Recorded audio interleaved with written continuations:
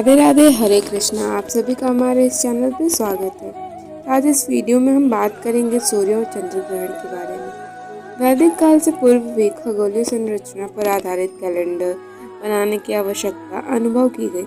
सूर्य ग्रहण, चंद्र ग्रहण तथा उनकी पुनरावृत्ति की पूर्व सूचना ईसा से 4000 पूर्व उपलब्ध थी। ऋग्वेद के अनुसार अत्रि मुनि के परिवार के पास यह ज्ञान उपलब्ध था। वेदांग ज्योतिष का महत्व हमारे वैदिक पूर्वजों के इस महान ज्ञान को प्रतिबिंबित करता है। ग्रह नक्षत्र की दुनिया की यह घटना भारतीय मनीषियों के अत्यंत प्राचीन काल से ज्ञात रही है। चिर प्राचीन काल में महर्षियों ने गणना कर दी थी। इस पर धार्मिक, वैदिक, वैचारिक, वैज्ञानिक विवेचन धार्मिक एवं ज्योतिषीय ग्रंथों में होता चला आ रहा है। महर्षि अत्रि मुनि ग्रहण के ज्ञान को देने वाले प्रथम आचार्य थे।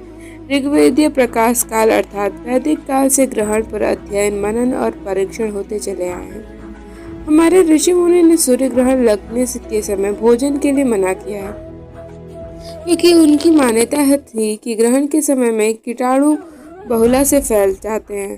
खाद्य वस्तु, जल आदि में सूक्ष्म जीवाणु एकत्रित होकर उसे दूषित कर देते हैं। इसीलिए ऋषियों ने पात्रों में कुश डालने को कहा, ताकि सब कीटाणु कुश में एकत्रित हो जाएं और उन्हें ग्रहण के बाद फेंका जा सके। पात्रों में अग्नि डालकर उन्हें पवित्र बनाया जाता है, ताकि कीटाणु मर जाएं। ग्रहण के बाद स्नान करने का विधान इसलिए बनाया गया है ताकि स्नान के दौरान शरीर के अंदर ऊष्मा का प्रभाव बढ़े, भीतर बाहर के कीटाणु नष्ट हो जाएं और धूल कर बह जाएं। पुराणों की मान्यता के अनुसार राहु चंद्रमा को तथा केतु सूर्य को ग्रस्त करता है। ये दोनों की छाया की संतान है। चंद्रमा और सूर्य की छाया के साथ साथ चलते हैं। चंद्र ग्रहण के समय कफ की प्रधानता बढ़ती है और मन की शक्ति क्षीण होती है, जबकि सूर्य ग्रहण के समय जठराग्नि, नेत्र तथा पित्त की शक्ति कमजोर पड़ती है। गर्भवती स्त्रियों को सूर्य चंद्र ग्रहण नहीं देखने चाहिए, क्योंकि उनके दुष्प्रभाव से शिशु अंगहीन होकर विकलांग बन सकते हैं। गर्भपात की संभावना बढ़ जाती है। इसके लिए गर्भवती के उदर भाग में गोबर और तुलसी का लेप लगा दिया जाता है, जिससे कि राहु केतु उसका स्पर्श न कर सके। ग्रहण के दौरान गर्भवती महिला को कुछ भी कैंची या चाकू से काटने को मना किया जाता है और किसी वस्त्र को सिलने से रोका जाता है, क्योंकि ऐसी मान्यता है कि ऐसा करने से शिशु के अंग या तो कट जाते हैं या फिर सिल जाते हैं, जुड़ जाते हैं। ग्रहण लगने के पूर्व नदी या घर में उपलब्ध जल से स्नान करके भगवान का पूजन, यज्ञ, जप करना चाहिए। भजन कीर्तन करके ग्रहण के समय का सदुपयोग करें। ग्रहण के दौरान कोई कार्य न करें। ग्रहण के समय मंत्रों का जाप करने से सिद्धि प्राप्ति होती है। ग्रहण की अवधि में तेल लगाएं। भोजन करना, जल पीना, मल मूत्र त्याग करना, केश विन्यास बनाना, रति क्रीड़ा करना, मंजन करना वर्जित किया गया है। कुछ लोग ग्रहण के दौरान भी स्नान करते हैं। ग्रहण समाप्त हो जाने पर स्नान करके ब्राह्मण को दान देने का विधान है। कहीं कहीं वस्त्र, बर्तन धोने का भी नियम है। पुराना पानी, अन्न नष्ट कर नया भोजन पकाया जाता है और ताजा भरकर पिया जाता है। ग्रहण के बाद डोमों को दान देने का अधिक महत्व बताया गया है, क्योंकि डोम को राहु केतु का स्वरूप माना गया है। सूर्य ग्रहण में 4 प्रहर पूर्व और चंद्र ग्रहण के 3 प्रहर पूर्व भोजन नहीं करना चाहिए। बूढ़े, बालक और रोगी 1 प्रहर पूर्व तक खा सकते हैं। ग्रहण पूरा होने पर सूर्य या चंद्रमा जिसका ग्रहण को ग्रहण के लिए पत्ते, तिनके, लकड़ी और फूल नहीं तोड़ना चाहिए। बाल तथा वस्त्र नहीं निचोड़ने चाहिए। दंत धावन नहीं करना चाहिए। ग्रहण के समय ताला खोलना, सोना, मल मूत्र का त्याग करना, मैथुन करना और भोजन करना, ये सब कार्य वर्जित है। ग्रहण के समय मन से सत्प्राप्त को उद्देश्य करके जल में जल डाल देना चाहिए।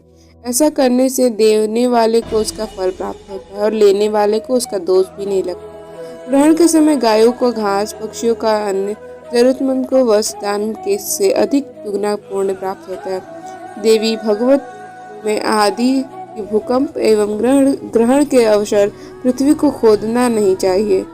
साल 2023 पहला सूर्य ग्रहण और चंद्र ग्रहण लग चुका है। साल का दूसरा सूर्य ग्रहण 14 अक्टूबर शनिवार को लगने जा रहा है। साथ ही इस दिन सर्वपित्र अमावस्या भी है।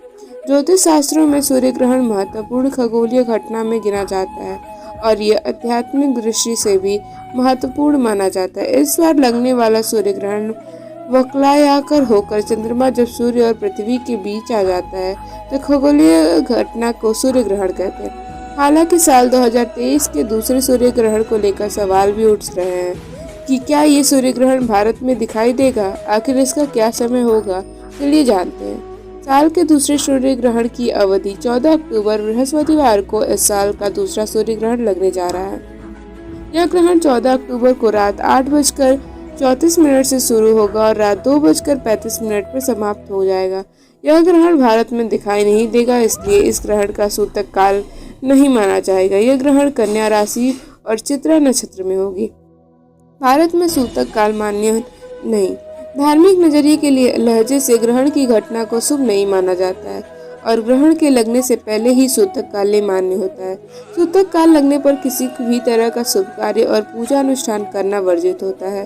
सूर्य ग्रहण लगने पर ग्रहण के 12 घंटे पहले सूतक काल मान्य होता है। वहीं चंद्र ग्रहण लगने पर सूतक काल 9 घंटे पहले मान्य होता है। चूंकि भारत में इस ग्रहण को नहीं देखा जा सकेगा, इसलिए इसका सूतक काल मान्य नहीं होगा। इस दिन सामान्य दिनचर्या में कामकाज किया जा सकेगा। अब कहाँ दिखेगा ये सूर्य ग्रहण? सूर्य ग्रहण लगने से 12 घंटे पहले सूतक काल लग जाता है। सूतक काल में पूजा पाठ की मनाही है। इस अवधि में भगवान की मूर्तियों का स्पर्श नहीं करना चाहिए। लेकिन सूतक काल केवल तभी मान्य होगा जब सूर्य ग्रहण भारत में दृश्यमान हो। साल का दूसरा सूर्य ग्रहण भारत में नहीं दिखाई देगा, इसलिए इसका सूतक काल भी मान्य नहीं होगा। भारत में सूतक काल नहीं लगेगा। क्या होता है वाल्यकार का कंकड़ाकृत सूर्य ग्रहण? चंद्रमा जब सूर्य और पृथ्वी के बीच आ जाता है तो इसको खगोलीय घटना को सूर्य ग्रहण कहते हैं। वहीं चंद्रमा जब धरती से काफी दूर रहते हुए पृथ्वी और सूर्य के बीच आता है तो इसे वलयाकार कंकड़ाकृत सूर्य ग्रहण कहते हैं। इसमें चंद्रमा सूर्य को पूरी तरह से नहीं ढक पाता है और धरती से देखने पर सूर्य का बाहरी हिस्सा किसी कंगन की तरह चमकता हुआ दिखाई देता है। अब हम जानेंगे किन राशियों को पड़ेगा इसका प्रभाव। ज्योतिष शास्त्र में बताया गया है कि यदि सूर्य ग्रहण दर्शनीय ना हो तब भी इसका प्रभाव सभी राशियों पर पड़ता है। इस दौरान कुछ राशियों को सर्वाधिक सतर्क रहने की आवश्यकता है।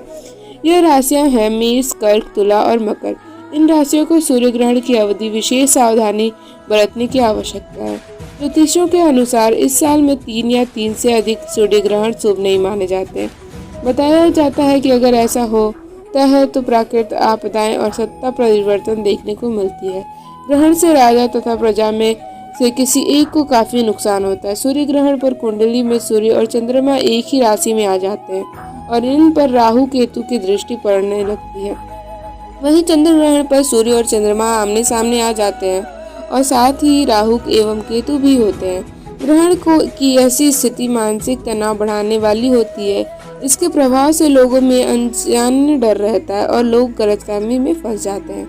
मत्स्य पुराण में सूर्य ग्रहण को लेकर काफी जानकारी मिलती है।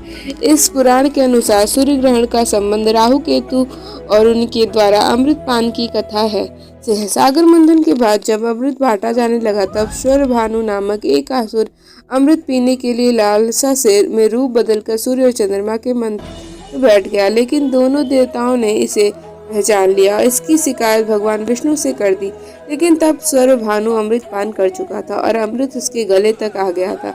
जैसे ही सूर्य चंद्रमा को ने इसकी शिकायत किया, दोनों देवताओं को लेने के लिए दौड़े। भगवान विष्णु ने एक पल गंवाए बिना अपने सुदर्शन चक्र से स्वरभानु असुर का सिर धड़ से अलग कर दिया।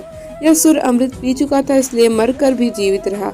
इसका सिर राहु कहलाया गया और धड़ केतु। कथा के अनुसार उस दिन से जब भी सूर्य और चंद्रमा पास आते हैं तब राहु केतु के प्रभाव लग जाते हैं, से ग्रहण लग जाते हैं। सूर्य ग्रहण को लेकर क्या मान्यता है? सूर्य ग्रहण को लेकर हमारे देश में कई प्रकार की मान्यताएं हैं। मान्यताओं के अनुसार ग्रहण काल में किसी भी देवी देवता की मूर्ति को नहीं छूना चाहिए।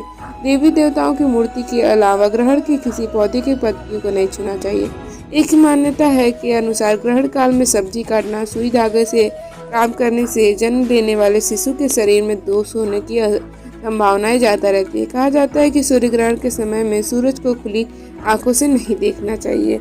राधे राधे, हरे कृष्णा। अगर आपको ये जानकारी पसंद आई हो तो वीडियो को लाइक करिएगा, चैनल पर नए हैं तो सब्सक्राइब करिएगा। राधे राधे, हरे कृष्णा।